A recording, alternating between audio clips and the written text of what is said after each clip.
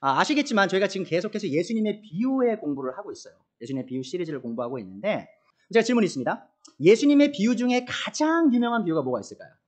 이 많은 분들이요. 선한 사마리아인의 비유를 가장 유명한 비유다라고 말을 하세요. 그와 동시에 사실 오늘 우리가 공부할 비유도요. 가장 유명한 그 두 개 중에 한 비유가 됩니다. 오늘 바로 돌아온 탕자의 비유를 공부하도록 할 거예요. 사실 이 돌아온 탕자라는 이 제목 있죠. 이것이 4세기경에 라틴 볼게이트, 그러니까 라틴어로 된 성경에도 그 제목으로 사용이 됐어요. 그러니까 이게 돌아온 탕자라는 제목이 굉장히 긴 역사를 가진 제목입니다. 자, 그런데 사실 오늘 비유를 깊게 공부해 보시면요. 이 비유의 주인공은 사실은 제가 볼 때 돌아온 탕자는 아닌 것 같아요. 돌아온 탕자가 굉장히 중요한 위치에 있지만 제가 볼 때 오늘의 비유의 주인공은 이 돌아온 탕자가 아니라 바로 이 돌아온 탕자를 사랑하고 자비로써 받아주시는 그 아버지가 아닌가 저는 그렇게 생각합니다. 오늘 저희가 사실은 그 첫째 아들, 그러니까 둘째 아들 탕자가 돌아왔을 때 시기하고 질투했던, 미워했던 그 첫째 아들에 대해서는 크게 공부하진 않을 거예요. 오늘은 이제 집중할 내용은 바로 아버지와 이 돌아온 탕자의 관계를 집중할 텐데, 제가 사실은 이거를 이 돌아온 탕자의 비유라고 부르기보다는 이 자비로운 아버지와 죄인인 두 아들의 비유로 부르는 게 더 낫지 않을까? 저는 그렇게 생각을 합니다. 오늘의 비유의 말씀이 죄인인 우리에게 정말 소중한 이유가 있습니다. 그것은 바로 이 비유가 죄인을 향한 하나님의 사랑을 정말 아름답게 그리고 있기 때문이죠. 많은 사람들이 죄인을 향한 하나님의 태도에 대해 많이 오해합니다. 그들은 마치 큰 실수를 저지르고요. 이 부모 얼굴을 볼 그 낯이 없어서 가출하는 아이들 있죠. 청소년들. 그런 것처럼 하나님을 대하는 경우가 있어요. 그러니까 때때로는요. 이분들은 자기가 지은 큰 죄로 인해 과연 하나님이 나를 받아주실 수 있을까 염려하면서 하나님을 피해 도망가곤 합니다. 자, 혹시라도 우리 중에 그러한 생각을 갖고 있는 분이 있다면 내가 죄가 너무 크고 내 모자람이 너무 커서 과연 하나님이 받아주실까라는 그런 염려 때문에 하나님께 나아가지 못하는 분들이 있다면 오늘의 말씀이 여러분에게 큰 격려가 되어서요. 오히려 이 하나님께 담대히 나아가는 그런 변화를 경험하셨으면 좋겠어요. 이 지난주에 우리는 열매 맺지 못하는 무화과 나무의 비유를 통해 하나님께서 죄인을 얼마나 기다려주시는지, 회개를 위하여 얼마나 기다려주시는지 배웠고요. 오늘 우리는 오늘의 비유를 통해 하나님께서 회개하고 돌아오는 죄인을 얼마나 기뻐하시는지 배워보도록 할 겁니다. 누가복음 15장 1절부터 3절을 읽고요. 제가 그 뒤에 11절부터 24절을 읽어드릴게요. 누가복음 15장 1절입니다. 세리들과 죄인들이 모두 예수님의 말씀을 들으려고 그에게 가까이 몰려들었다. 바리새파 사람들과 율법학자들은 투덜거리며 말하였다. 이 사람이 죄인들을 맞아들이고 그들과 함께 음식을 먹는구나. 자, 보세요. 지금 상황이 어떤 상황이었죠? 예수님이 죄인들의 친구가 되었기에 이 종교 지도자인 사람들이 꼴이 난 거예요. 아니, 이 랍비라는 사람이 하나님의 아들이라고 말하는 사람이 왜 죄인들이랑 노는 거야? 그래서 예수님께서 이 비유를 말씀하셔서 이 바리새인들을 가르치시기 시작합니다.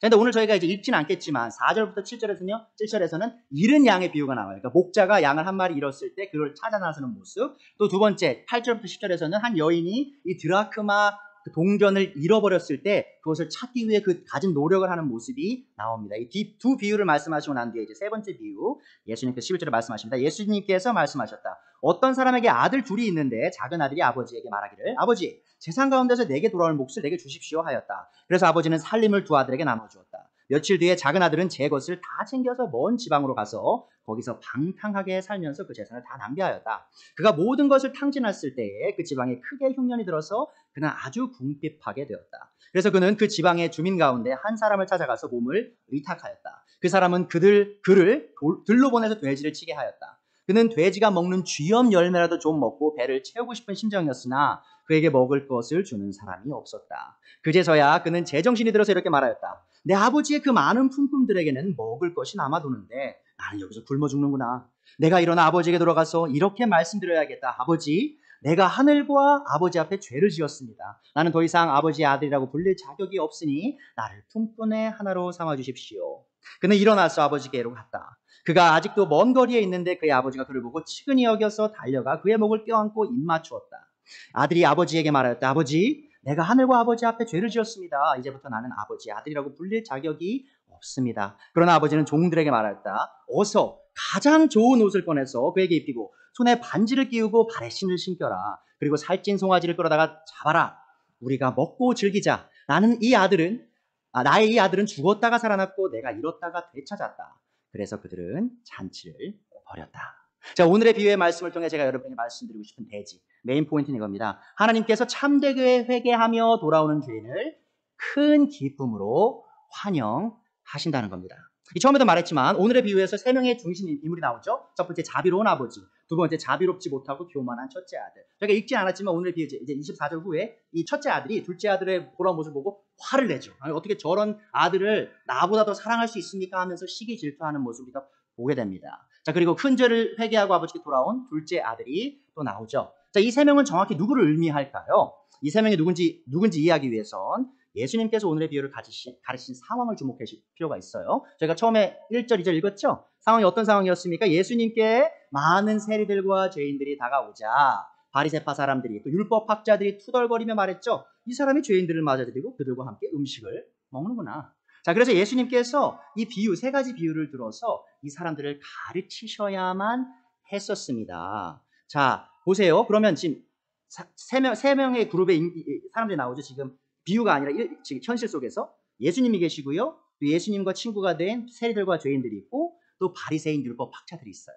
자, 이 세 그룹이 바로 이 비유에 나오는 아버지, 첫째 아들, 둘째 아들을 지금 의미하고 있다, 상징하고 있다라고 우리는 알 수 있습니다. 보시면 자, 아버지는 당연히 하나님 아버지시죠. 자, 그리고요, 첫째 아들, 돌아온 탕자, 그건 누구죠? 바로 세리들과 죄인들이고요. 또 그 관계를 시기하는 그 사람들 누구죠? 바로 바리새인들과 율법 학자들이다라고 이해하시면 됩니다. 자, 그래서 첫 번째, 두 번째 비유 있잖아요. 이뤄진 양을 되찾는 비유, 또 이뤄진 동전을 되찾는 비유에서 동일하게 반복되는 내용이 있습니다. 15장 7절에 이렇게 나오죠. 내가 너에게 말한다. 이와 같이 하늘에서는 회개할 필요가 없는 의인 99보다 회개하는 죄인 한 사람을 두고 더 기뻐할 것이다. 자, 첫 번째 비유의 주제가 뭐냐면 바로 이 돌아온 죄인을 기뻐하시는 하나님. 그리고 두 번째 비유도 마찬가지입니다. 10절에 보면 내가 너에게 말한다. 이와 같이 회개하는 죄인 한 사람을 두고 하늘의 천사들이, 하나님의 천사들이 기뻐할 것이다. 또 똑같은 얘기죠. 똑같은 내용이 또 이제 세 번째 비유인 오늘의 비유에도 반복이 되고 있어요. 제가 처음에 말씀드렸던 것처럼 오늘 비유를 다 이해하기 위해서는 사실 이 둘째 아들과 첫째 아들의 관계도 공부를 해야 하는데 그렇게 하다 보면 이 내용이 너무 길기 때문에 오늘은 이제 한 가지만 저기 집중해서 공부하도록 하겠습니다. 뭐죠? 바로 이 아버지와 돌아온 탕자의 관계 속에서 우리가 하나님이 얼마나 우리의 회개를 기뻐하시는지를 배워보도록 할 거예요. 자, 첫 번째 요지입니다. 11절부터 16절을 통해 우리가 배울 수 있는 건 이겁니다. 세상을 사랑한 아들이 아버지를 버리다.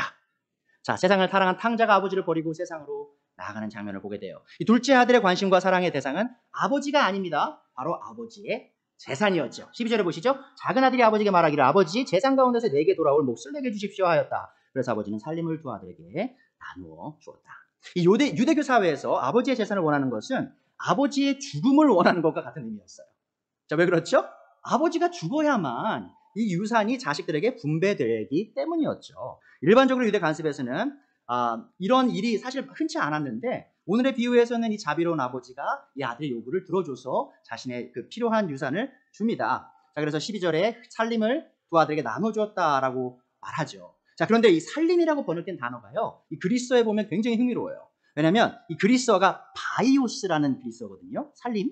자, 근데 이 바이오스는요, 뭘 의미하죠? 바로 생명을 의미해요. 생명. 우리가 바이올로지 하죠. 그러면 생물학이잖아요. 그러니까 바이오스가 그리스어에서 생명을 의미하는데 지금 아들이 아버지에게 당신의 유산을 주십시오 할 때 아버지에게 어떤 느낌이었냐면 당신의 생명을 나에게 주십시오라고 느꼈을 정도의 그런 어려운 상황이었다는 거죠. 아버지에게 있어서. 자, 둘째 아들이 아버지가 죽기도 전에 자신이 받을 그 유산을 요구한 것은 아버지에게 있어서 자신의 생명을 요구하는 것과 같았다는 의미입니다. 자, 아버지가 아들의 이 무리한 요구를 들어줬죠.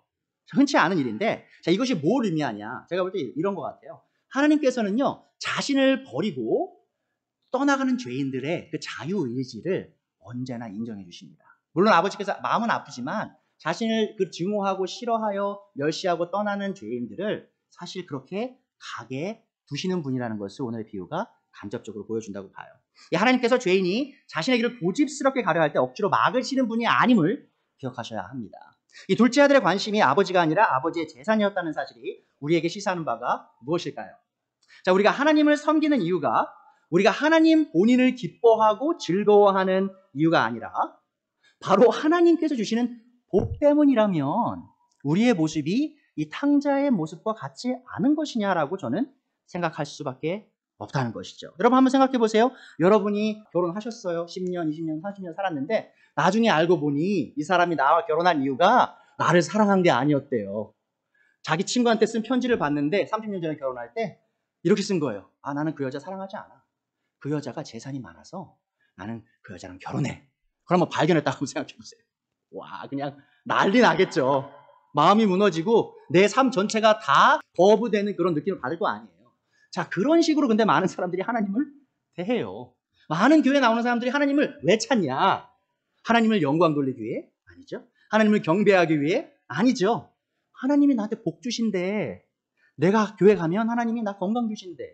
나 교회 가면 하나님이 나 세상에서 잘 되게 해주신대. 우리 자식들 잘 되게 해주신대 하면서 하나님을 찾는 사람들이 정말 하나님을 사랑해서 찾는 것이냐? 아니죠. 하나님을 마치 이 진이 있죠. 램프의 진이, 요정. 진이처럼 여기고 하나님께 나오는 거예요. 그 모습은 바로 이 탕자가 자기 아버지를 이렇게 멸시했던 모습과 동일한 모습이라는 것을 기억하시기 바랍니다. 자, 근데 너무 안타까운 사실이 있어요. 사실 하나님의 복만을 위해서 찾아오시는 분들은 사실 교회에 계속 나오시는데 그들의 마음은 이 탕자처럼 아버지, 하나님 아버지 아주 멀리 있다는 사실을 기억해 주셨으면 좋겠어요. 그래서 이 둘째 아들은 세상을 사랑하여 아버지를 버리고 떠납니다. 13절에 나오죠. 며칠 뒤에 작은 아들은 제 것을 다 챙겨서 먼 지방으로 가서 거기서 방탕하게 살면서 그 재산을 다 낭비하였다.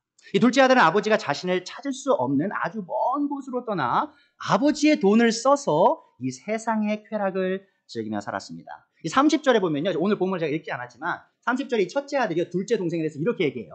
창녀들과 어울려서 아버지의 재산을 다 삼켜버린 이 아들. 자, 그게 뭔 말이냐? 바로 이 둘째 아들은요. 이 아버지에게 물려받은 이 귀중한 아버지의 생명과 같은 그 재산을 받아서 바로 자신의 성적인 쾌락을 위하여 다 사용하였다는 것이죠. 자, 그런데 얼마나 많은 교인들이 성적 쾌락을 위한 사랑을 하나님을 향한 사랑보다도 중요하게 여기며 살아가고 있을까요? 사실 저희가 뭐 많이 말을 나누진 않아요. 이런 부분들을. 근데 교회 안에 얼마나 많은 성적인 죄가 있는지 제가 굳이 말로 하진 않아도 어디선가 들으셨을 겁니다. 자, 근데 그들의 추구가 사실 성적인 쾌락이 아닐 수도 있어요. 하지만 이 세상에 속한 이 쾌락을 하나님이 주신 돈과 하나님이 주신 건강과 하나님이 주신 시간을 사용해서 그렇게 살아가는 교인들이 얼마나 많은가. 오늘 이 돌아온 탕자는 그 모습을 간접적으로 보여주고 있다라고 저는 생각을 합니다.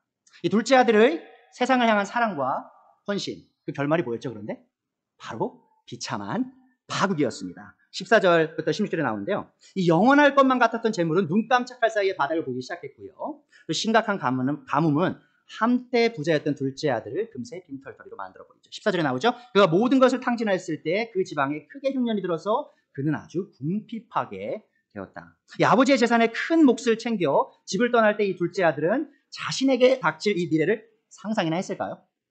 떵떵거리며 자신의 뿔을 자랑하고 세상에서 얻을 수 있는 모든 쾌락을 추구하던 둘째 아들은 이제 천민 중에서도 제일 낮은 사람이 맡았던 일을 하기 시작해요. 15절에 나오죠. 그래서 그는 그 지방의 주민 가운데 한 사람을 찾아가서 몸을 의탁하였다. 그 사람은 그를 들로 보내서 뭐하죠? 돼지를 치게 하였다. 그는 돼지가 먹는 쥐염 열매라도 좀 먹고 배를 채우고 싶은 심정이었으나 그에게 먹을 것을 주는 사람이 아무도 없었다. 특히 유대인에게 있어서요, 이 돼지는 부정한 동물이었습니다. 그래서 돼지를 안 먹을 뿐만 아니라 만지는 것 자체도 아주 끔찍한 일이었어요. 자, 그런데 이 둘째 아들이 유대인으로서 사실 해서는 안 될 일인데 자기가 살아남기 위해 이 비참한 상황을 감내해야 하는 상황까지 갔고요. 더 비참한 건 뭐죠? 이 돼지가 먹는 것을 먹고 싶었는데 그것도 먹지 못하는, 아무도 그의 그 어려운 환경을 도와주지 않는 그런 처지에 처했어요. 자, 한번 생각해 보세요. 그가 돈이 많았을 때 많은 친구들이 모였겠죠. 자, 그런데 그 모든 친구들이 그를 다 부인하고 이제 이 사람은 혼자 남겨지게 되었습니다. 이 둘째 아들의 비참한 모습을 보면 우리가 배워야 할 진리는 이 세상을 사랑함의 끝이 언제나 비참할 뿐이라는 것이죠. 이 세상이 어떤 풍요한 미래를 약속하든지 그 약속은 결코 지켜질 수 없음을 기억하십시오. 하나님 밖에 참된 부요함은 존재하지 않는다는 사실을 기억해 주세요. 이 죄인은 우리의 본성이 참 흥미로운 이유가 있습니다. 우리가 잘 나갈 때는요, 하나님을 잘 찾지 않아요. 자, 그런데 많은 사람이 인생의 쓴맛을 본 그때 어떻게 하죠? 자기 삶을 돌아보기 시작하면서 이 하나님의 존재를 찾기 시작하죠. 자, 오늘 비유에 나온 탕자에게 있어서 그가 처한 비참한 상황이 그의 회개의 이유가 되었죠. 자, 혹여라도요, 우리 중에 혹은 인터넷에 듣는 분들 중에 내 삶이 정말 비참함에 있다라고 생각하시는 분들은요, 어쩌면 이게 하나님이 주시는 긍휼일 수 있음을 기억하셨으면 좋겠어요. 이 둘째 아들이 계속 잘 나갔으면 아버지께 돌아올 기회가 있었을까요? 없었죠. 하지만 그 비참한 상황 속에서 이가 제정신을 차리게 되었음을 기억하셨으면 좋겠습니다. 자, 그래서 두 번째 요지입니다. 세상에서 쓴맛을 본 아들이 참되게 회개합니다. 자, 인생의 제일 밑바닥에서 둘째 아들이 이제 참되게 회개하는 모습을 우리가 발견하게 되죠. 이 아버지를 떠나 자신의 비참한 처지를 발견한 둘째 아들은 그제서야 제정신을 차립니다. 17절이죠. 그제서야 그는 제정신이 들어 이렇게 말하였다. 자, 그리고 나서 자신의 아버지의 집에 가장 낮은 종보다 더 못한 처지임을 발견하게 돼요. 자, 17절 후반부에 나오죠. 내 아버지의 그 많은 품꾼들에게는 먹을 것이 남아도는데 나는 여기서 굶어 죽는구나. 자, 자기의 신세를 이제 정확하게 인식하게 됩니다. 자, 그리고 그는 아버지의 집으로 돌아가기로 마음을 먹어요. 자, 의기양양하게 아버지를 멸시하며 집을 나왔던 이 아들. 또 세상에 이 쾌락을 쫓느라 아버지의 존재에 대해서 까맣게 잊고 살던 이 아들이 자신의 인생의 바닥을 치고 난 지금에서야 다시 아버지에 대해 생각하기 시작했다는 것이죠. 자, 누군가는 이 불효자의 회개가 기회주의적이고 또 이기적인 가짜 회개가 아니냐 의심할지도 몰라요. 자, 그런데 오늘 비유를 자세히 보면요, 이 돌아온 탕자가 참되게 회개한 것을 우리가 알 수 있습니다. 어떻게 알 수 있냐? 자, 18절에 보시면요, 그가 자신의 아버지에게뿐만 아니라 하나님께 죄를 지었음을 고백해요. 18절에 뭐라고 하죠? 내가 이런 아버지에게 돌아가서 이렇게 말씀드려야겠다. 아버지, 내가 하늘은 여기서 하나님을 말하는 겁니다. 하나님과 아버지 앞에 죄를 지었습니다. 이 회개의 시작은요, 우리의 죄들이 바로 하나님을 향한 공격임을 인정하면서 시작이 됩니다. 다윗이 밧시바와 그리고 그의 남편 우리아와 여러 사람에게 죄를 졌잖아요. 근데 시편 51편에 읽어보시면 뭐라고 얘기하냐? 다윗이 내가 하나님 당신께 내가 죄를 지었습니다라고 고백을 한다는 것이죠. 자, 그것이 회개의 시작입니다. 우리가 다른 사람들에게 죄를 짓는 것, 당연히 그들에게 미안한 마음을 가져야겠죠. 근데 그에 앞서 더 미안해야 될 대상이 누구냐? 바로 하나님이라는 겁니다. 왜냐하면 그들을 창조하신 그 하나님께서 바로 자신의 공격으로 그것을 간주하시기 때문이죠. 또한 그는 자신이 더 이상 자신의 아버지의 아들이 될 자격이 없음을 아주 잘 알았고요. 아버지의 종들 중 가장 낮은 종이 될 각오를 했어요. 19절이죠. 나는 더 이상 아버지의 아들이라 불릴 자격이 없으니 나를 품꾼의 하나로 삼아 주십시오. 자, 고대 노동자는요, 크게 세 종류의 계급으로 나뉘어 있었습니다. 그런데 그 중에 하루 벌어 하루 사는 품꾼은요, 그 노동자 계급 중에 가장 낮은 계급이었어요. 자, 그는 가장 낮은 종이 되길 각오했죠. 자, 그것은요, 바로 자신이 그 죄악된 선택에 대한 결말을 겸손하게 받아들였음을 의미하고 있어요. 자, 그는 자신의 죄에 대해 어떠한 핑계도 되지 않고 참된 죄의 고백을 할 준비가 되어 있었습니다. 이 큰 죄를 짓고 회개하며 돌아온 사람이 정말 참되게 회개했는지 아니면 회개한 척 가장하고 있는지 분별할 수 있는 방법이 두 가지가 있습니다. 첫 번째 뭐죠? 변명하고 핑계를 대는지. 이 사람이 잘못했어요. 그런데 어쩔 수 없는 상황이었습니다라고 말하면 이 사람 아직 회개한 거 아니라는 것이죠. 자, 두 번째로 알 수 있는 게 뭐가 있냐? 바로 자신의 죄값을 달게 받는지 안 받는지를 보셔야 돼요. 저 죄 정말 잘못했어요. 그런데 한 번만 봐주세요. 감옥 가기 싫어요. 한 번만 봐주세요. 맞기 싫어요. 하면 아직 정말 자기가 뭘 잘못했는지 모르는 것이라는 것이죠. 제가 예화 하나 들어드리겠습니다. 18세기 말 나폴리의 총독인 오수나 공작이 이 죄수들이 노젓는 배에 면담을 하게 되었어요. 자, 그리고 그 사람이 한 사람 한 사람 죄인들에게 이 질문합니다. 자네는 무슨 죄를 지었기를 고생들 하고 있나? 자, 그러자 죄수들이 이렇게 말하기 시작했어요. 판사가 뇌물을 받고 억울하게 판결해서 내가 있습니다. 한 사람이 말했고요. 또 다른 죄수는 증인이 거짓말로 증언을 해서 내가 유죄 판결을 받아 여기서 고생하고 있습니다. 말을 했고요. 또 다른 사람이 이렇게 말했어요. 친구가 배반하여 누명을 써서 내가 여기서 이렇게 고생하고 있습니다. 자, 다 변명으로 일관하고 있었다는 것이죠. 그런데 마지막 죄수한테요 또 물었어, 이 오수나 공작이. 그러자 그가 이렇게 대답해요. 총독님, 저는 벌을 받을 죄를 짓고 왔습니다. 저는 돈이 필요해서 남의 지갑을 훔쳤습니다. 죄를 지었으므로 이리 고생하는 것이 당연합니다. 자, 이렇게 자신의 죄를 솔직히 고백한 이 정직한 죄수의 말에 감동을 받은 이 총독은요, 옆에 있는 간수들이 이렇게 말했어요. 여기 있는 죄인들 중에 정말 죄 지은 사람이 단 한 사람도 없다는데 이 죄인인 사람을 여기에 두면 그 죄인이 아닌 사람들에 나쁜 영향을 미치니까 이 죄인이라고 고백한 사람 빨리 내보내서 집에 가게 해줘요. 이렇게 말했다는 것이죠. 물론 성경의 말씀은 아니지만, 자, 이 오늘 예화를 통해서 우리가 알 수 있는 사실이 뭡니까? 이 참된 회개한 사람은요, 자기의 죄에 대해서 변명과 핑계를 늘어놓지 않는다는 것이죠. 또한 자신의 죄에 해당하는 형벌을 기꺼이 받을 마음의 준비를 했다라는 것입니다. 이 어떠한 변명도 없이 자신의 죄를 인정하고 기꺼이 죄값을 받고자 했던 탕자는 참되게 회개하는 마음을 가졌던 것이죠. 자, 그러나 참된 회개는 언제나 마음만으로는 불완전한 것임을 기억해 주세요. 제가 지난주에도 말씀드렸죠. 회개는요, 입으로 고백하고 눈물 흘리는 게 다가 아니라 그와 함께 그 행함이 동반되어져야 함을 기억하셔야 되는 거죠. 그래서 가장 중요하게도요, 20절에 보시면 그는 실제 자신의 아버지에게 돌아옴으로써 자신이 참되게 회개했음을 증명합니다. 20절 나오죠. 그는 일어나서 아버지에게로 갔다. 자, 많은 사람들이 자신이 잘못을 저지른 사람에 대하여 미안한 마음을 간직한 채 살아가는 경우가 많이 있어요. 자, 우리가 사실 때대로 살다 보면 누군가의 잘못을 하잖아요. 어떨 때는 큰 잘못을 하기도 해요. 자, 그런데 그 미안한 마음을 갖고 있는 것만으로는 참된 회개가 아닌 거 아십니까?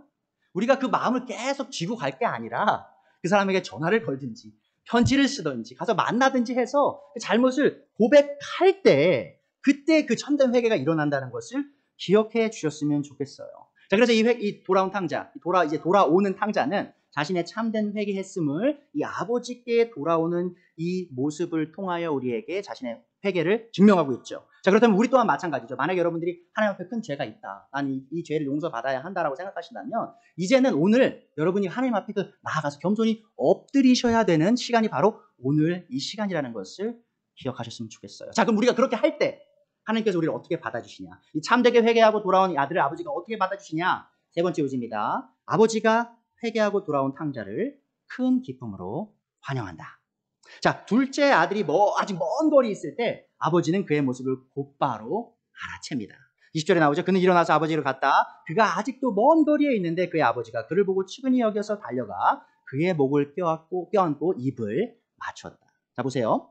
이것은 이 아버지가 둘째 아들이 집을 떠난 그날부터 계속해서 자신의 아들이 떠난 방향을 바라보며 아들을 기다리고 있었음을 의미해요. 아버지가 아들이 정확히 어디인지 모르지만 어느 방향으로 간지는 알았던 것 같아요. 그래서 최대한 멀리 그 마을 어귀에 나와가지고 매일매일 아들이 언제 오나 이렇게 기다리고 있었다는 것이죠. 또한 떠난 날 모습과 너무나도 다르게 비참한 모습을 했던 아들을 이 아버지가 곧바로 알아보죠. 이게 뭘 의미하냐? 이 아버지가 자신의 아들을 정말 너무 사랑해서 그 모습을 다 기억하고 있었다는 거예요. 그러니까 얼굴은 다 상하고 몸은 다 허름해져서 그 떠날 때의 모습과 너무 상반되는 모습이었지만 그 아들의 걷는 걸음걸이 있죠. 그것만 보고도 이게 내 아들이구나 알아차렸던 그 아버지의 관심과 사랑을 여기서 우리는 발견합니다. 이 모습은 하나님께서 죄인이 돌아오시길 애끓는 심정으로 기다리고 계심을 우리에게 가르쳐주고 있어요. 이 하나님께서 죄인이 회개하여 자신에게 돌아오길 밤낮으로 목이 빠지게 기다리고 계신다는 사실을 오늘 비유를 통해서 우리는 알 수 있습니다. 혹시라도 이 말씀을 들으시는 분들 중에 내가 이 죄가 이렇게 큰데 회개하고 돌아간다고 하나님이 나를 정말 받아주실까라는 염려를 하고 계시는 분들이 있다면 이 오늘의 이 비유를 정말 기억하셔야 됩니다.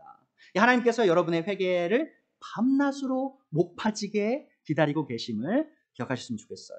이 둘째 아들을 보았을 때 아버지가 느꼈던 감정이 뭡니까? 원망과 복수입니까? 아니죠. 그를 측은하게 여겼어요. 이것은 하나님께서 회개하고 돌아오는 죄인을 결코 멸시하지 않으시고 오히려 불쌍히 여기심을 우리에게 말하고 있어요. 자, 아버지가 먼 발치에서 아들을 발견했을 때 어떻게 행동합니까? 흥미롭죠? 그는 곧바로 아들을 향해 달려갑니다. 이 조선시대의 양반이 결코 뛰지 않았죠? 채통이 있는데 양반이 어떻게 뜁니까? 이 당시에 유대 사회에서도 마찬가지였어요. 높은 위치에 있는 사람은요, 채통 없이 뛰지 않았다는 것이죠. 자, 근데 이 부자 아버지는 분명히 사회 안에서 굉장히 높은 신분인 사람일 텐데 이 아들이 돌아오는 그 모습을 보면서 이 아버지는요, 지금 그런 걸 채통을 생각할 겨를이 없어요. 죽은 것과 다름없던 아들이 살아 돌아오는 모습을 본 이 아버지는 너무 기쁜 아버지, 자신의 체면도 잊은 채 아들을 향해 아주 빠르게 달려갑니다. 여러분이 아버지께, 하나님께 돌이켜 올 때요, 하나님께서 나를 정말 받아주실까 염려하지 마셔야 될 이유가 바로 여기에 있어요. 만약에 이 죄인이 마음을 돌이켜서 하나님께 나오는 모습을 보신다? 하나님 하시는 게 뭐죠? 바로 이 버선발로 막 달려와 이 죄인을 맞아주신다는 것이죠. 또 더 나아가서 아버지는 자신의 아들의 목을 껴안고 입까지 맞춰주었어요. 아버지가 아들의 목을 껴안았다는 표현은 원문으로 보면요, 이렇게 해석하실 수 있어요. 그가 아들의 목에 자신을 던졌다. 그러니까 막 달려와가지고요, 아버지가 아들한테 확 달려서 그 목을 움켜쥔 거예요. 그리고요, 아들에게 몸을 던지고 아들을 이렇게 아는 다음에 또 그의 아들 그 더러운 얼굴에 입맞춤을 하기 시작하죠. 얼마나 더러웠을까요? 돼지와 뒹굴면서 똥냄새가 나고 그 아들을 보면서도 기뻐하면서 그렇게 아들을 사랑하는 이 모습. 사실 제가 사실은 이제 아버지가 자녀를 얼마나 사랑하는지 또 하나님 아버지께서 저희를 얼마나 사랑하는지 이미 알았지만 결혼하고 애를 낳아보니까 더 잘 알겠더라고요. 사실 제가 아내한테 이제 농담을 하는데 제 아내가 저희 세진이가 이제 똥을 싸잖아요. 이제 응가를 용변을 보면 그 용변 보는 모습을 보면서 막 웃어요. 어우 이뻐. 똥도 이뻐. 하면서 똥 잘 싸니까 너무 좋다고 막 아우 이뻐 막 이러고 있어요. 그리고 똥싼 기저귀를요 막 이렇게 갖고 놀면서 우리 아들 똥 싸서 너무 좋아. 이런 모습을 제가 가끔 봐요. 그럼 제가 농담으로 그 정도는 하지 말자 이렇게 하는데 그 정도로 저도 그런 걸 가끔 느껴요. 세진이가 똥 참 안 싸다가 한번 이렇게 시원하게 팍 싸면 너무 이뻐요 그게. 자, 아버지의 사랑, 그 어머니의 사랑, 부모의 사랑이 그런 겁니다. 자식을 향한 사랑. 자, 그거보다 더 큰 사랑을 하나님 아버지께서 죄인들을 향하고 있다라는 것을 우리는 기억해야 한다는 것이죠. 여러분이 어떤 죄를 지어서 얼마나 더러운 상태로 돌아오든지 그것은 하나님께 아무런 문제가 되지 않아요. 하나님 아버지께서 중요하게 생각하시는 것은 여러분이 얼마나 큰 죄를 졌냐가 아니고요. 여러분이 정말 회개하고 돌아왔느냐라는 것이죠. 자, 근데 정말 흥미로운 사실이 있습니다. 지금 저희가 읽는 이 9절까지, 20절까지 이 아들이 한마디 했나요? 아직 한마디도 안 했어요. 이 모든 일들이요, 아들이 한마디도 하기 전에 모두 다 이루어졌음을 기억해 주세요, 여러분. 그러니까 아들이 아버지 용서해 주세요. 내가 이렇게 잘못했고 저렇게 잘못했고 그 말 하기도 전에 아버지가 달려가서 목을 껴안고 뽀뽀를 하고 지금 이 모든 일들이 다 일어났다는 겁니다. 그 정도로 하늘의 아버지께서 우리가 이 죄인인 우리가 하나님께 돌아올 때 그렇게 기뻐하신다는 것을 지금 예수님께서 우리에게 가르치고 계신 거예요. 더 나아가서요. 아버지는 아들이 준비해왔던 말을 다 끝내기도 전에 그를 자신의 종으로서가 아닌 자신의 아들로서 회복시켜 받아줍니다. 자, 17절에 아들이 이렇게 얘기했죠. 내가 빨리 돌아가서 정말 이 멸망하는 것에서 벗어나야지 하고 18절 후반부터 이렇게 얘기해야지 생각을 합니다. 아버지 내가 하늘과 아버지 앞에 죄를 지었고요. 나는 더 이상 아버지의 아들이라 부를 자격도 없고요. 또 마지막 말하려고 했던 거 뭐죠? 나를 품꾼의 하나로 삼아주십시오까지 말하려고 했어요. 자, 그런데 보세요. 21절에 보면 아들이 이제 말하기 시작하죠. 아버지의 그 키스를 받고 입맞춤을 받고 이제 말하기 시작합니다. 아버지, 내가 하늘과 아버지의 앞에 죄를 지었습니다. 이제부터 난 아버지의 아들이라고 부를 자격이 없습니다. 하고 나를 품으라고 하는데 이 아버지가 그냥 신경도 안 쓰고 종한테 야야야 너 가서 빨리 좋은 옷 갖고 와. 빨리 신발 갖고 와. 지금 반지 갖고 와. 지금 근데 우리 아들이 왔으니까 지금 그 중요한 게 아니야. 아들이 뭐라고 하는지가 지금 아빠는 관심이 없어요. 그냥 내 아들이 살아 돌아왔다는 것에 대해서 너무 기뻐하면서 22절에 말하죠. 어서 가서 좋은 옷을 꺼내서 그에게 입히고 손에 반지를 끼고 발에 신을 신겨라. 여러분 보십시오. 그러니까 이게 많은 분들이 기독교를 믿으시면서 어떻게 기도를 잘하면 하나님이 내 기도를 들으시겠다. 어떻게 회개하면 하나님이 나를 정확하게 완벽하게 용서해 주실까. 어떻게를 이렇게 많이 생각하시는 경우가 많이 있거든요. 여러분 그건 참된 기독교가 아닙니다. 이 기독교는요. 관계의 종교예요. 그래서 관계에 있어서 우리가 많은 말이 필요하지 않고요. 또한 많은 그런 방법론이 필요하지 않아요. 우리의 마음이 진실하게 죄를 돌이키고 하는 게 나오면요. 여러분 100마디 하실 필요 없어요. 한마디도 하기 전에 하나님께서 여러분을 품어주신다는 것을 오늘의 비유는 우리에게 말씀하고 있습니다. 이 아버지를 멸시하고 재산을 탕진한 아들이 받아야 될 마땅한 처사는 무엇이었죠? 예수님 살던 당시에요. 로마 시대의 평균적인 아버지와 자녀를 관계를 생각해보면요. 이 아들이 받아야 될 처사는요. 많은 수의 매질과 저주였습니다. 실제로요. 부모가 자식을 죽이는 경우가 아주 흔하게 일어났었어요. 불순종하면요. 그냥 죽여도 그 동네에서 아무 말도 안 했어요. 자, 그런 사회 속에서 지금 아버지가 이 아들에게 지금 뭐라고 하고 어떻게 하고 있냐는 이 듣는 사람들로 하여금 이 당시 듣는 사람들이 아주 놀랄 만한 그런 아버지의 사랑을 보인다는 것이죠. 사실 이 첫째 아들이 둘째 아들이 돌아오고 나서 아버지에게 얘기하죠. 어떻게 저런 쓰레기 같은 놈을 나보다 더 사랑하십니까? 라면서 아버지에게 막 반항하잖아요. 사실 그 모습이 둘째 아들이 받아야 할 그런 처사였어요. 그게 옳은 처사였죠. 자, 그러함에도 아버지께서 그런 망나니 같은 아들을 사랑으로 감싸주고 계신 모습이 저로 하여금 전율을 느끼게 한다는 것이죠. 하지만 놀랍게 이제 하나님께서 이 자신의 생명을 요구하고 아버지가 자신의 생명을 요구하고 자신을 버리고 떠났던 아들을 꾸짖고 종으로 삼는 대신에요. 오늘의 비유에 나온 아버지는 누더기 같은 그의 옷을 벗기고 가장 좋은 옷을 입히고 삐쩍 마른 그의 손에 가족의 일원임을 상징하는 반지를 끼우고요. 또 맨발이던 그의 발에 신을 신겨주었습니다. 이 빈털터리 죄인인 우리가 예수님을 통하여 아버지께 나아갈 때 이 일어나는 일이 바로 동일한 일이라는 것을 기억해 주셨으면 좋겠어요. 죄인인 우리가 받아야 될 형벌이 뭡니까?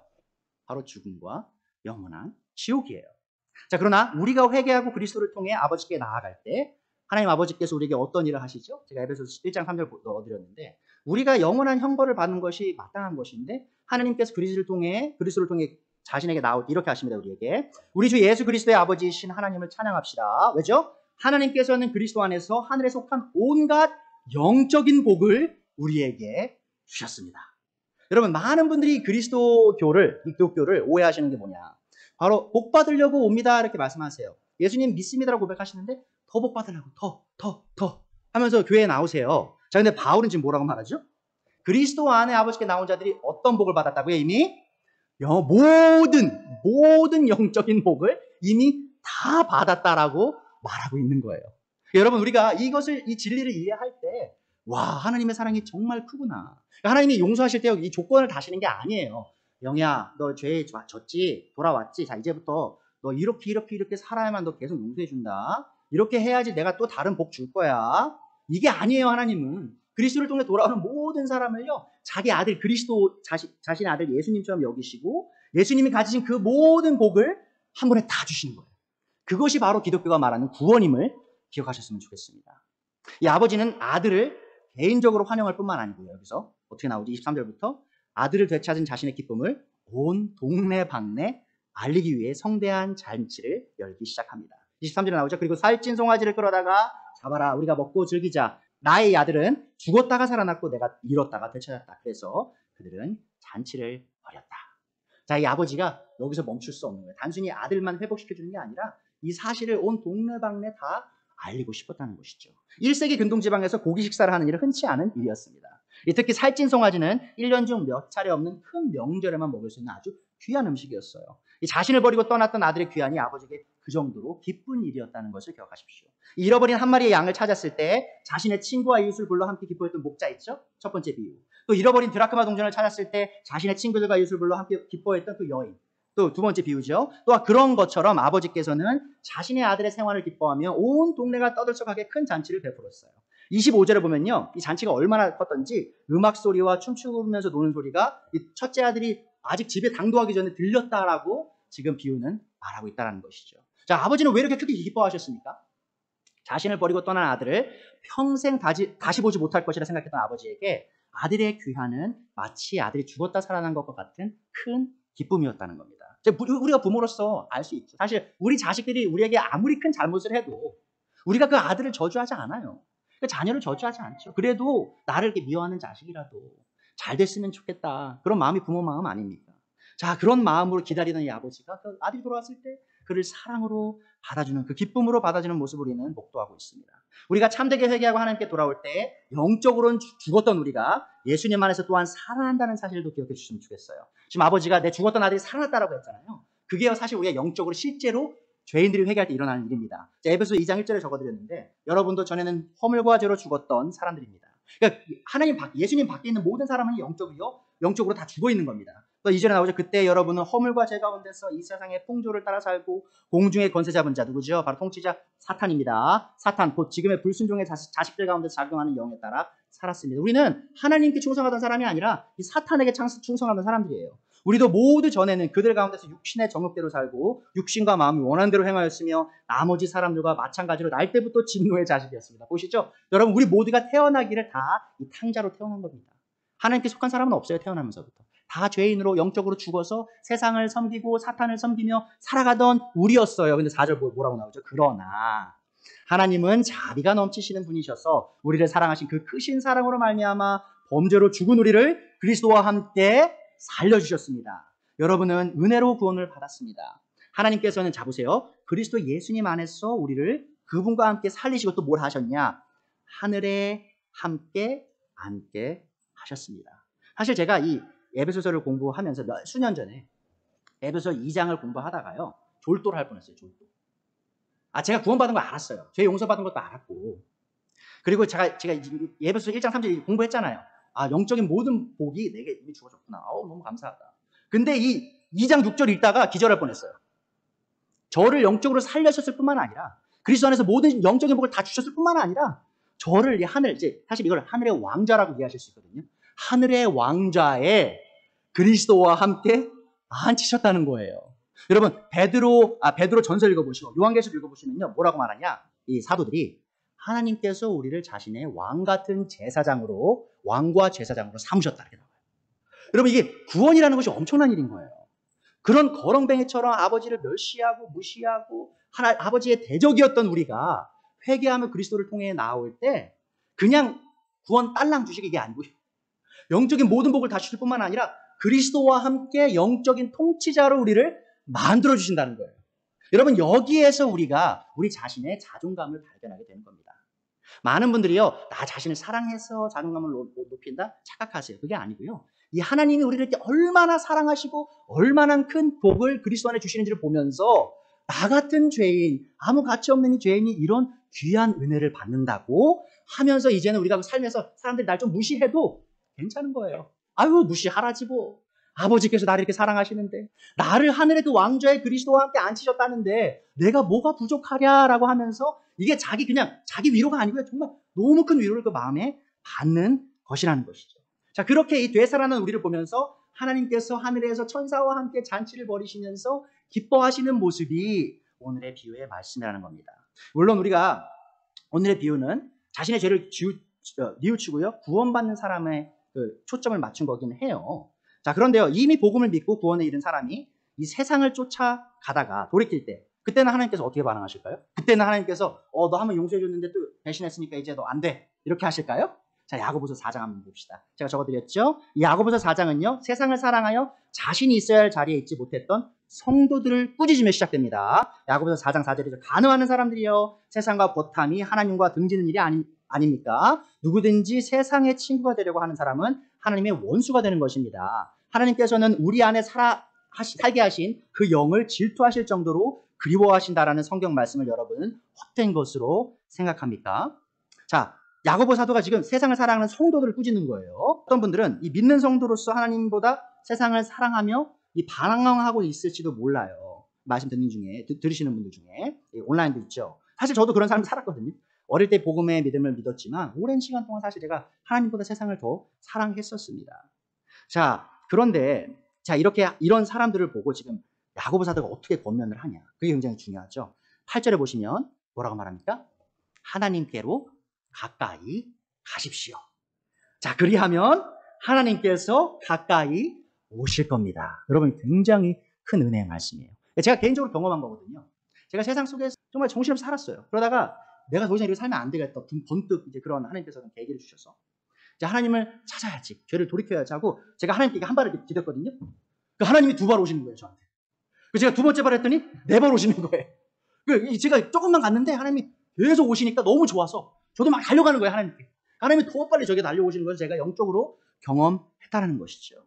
자, 그래서 계속 나오죠. 죄인들이여 손을 깨끗이 하십시오. 두 마음을 푸는 사람들이여 마음을 순결하게 하십시오. 여러분은 괴로워하십시오. 슬퍼하십시오. 우십시오. 여러분의 웃음을 슬픔으로 바꾸십시오. 기쁨을 근심으로 바꾸십시오. 이게 지금 돌아온 탕자가 한 겁니다. 참된 회개. 자, 그럴 때 하나님께서 어떻게 하시죠? 주님 앞에서 다시 낮추십시오. 그리하면 주님께서 여러분을 높여주실 것입니다. 자, 하나님께서는 이뤄진 죄인의 구원에 이르는 회개를 크게 기뻐하실 뿐만 아니고요, 이 세상 속에서 방황하다 참되게 회개하고 돌아오는 성도를 또한 크게 기뻐하신다는 사실을 기억하셨으면 좋겠어요. 자, 하나님께서 오늘 우리가 하나님께 돌아오길 기다리고 계심을 기억하셨으면 좋겠습니다. 또한 우리가 그러한 사랑을 받은 사람들이라면 어떻게 해야 되겠죠? 오늘 말씀을 기억하면서 하나님께 더 큰 영광과 찬미를 올리는 우리가 돼야 되는 것을 기억하셨으면 좋겠습니다. 자, 대지 한번 말씀드리고 마칠게요. 하나님께서 참되게 회개하며 돌아오는 죄인을 큰 기쁨으로 환영하십니다.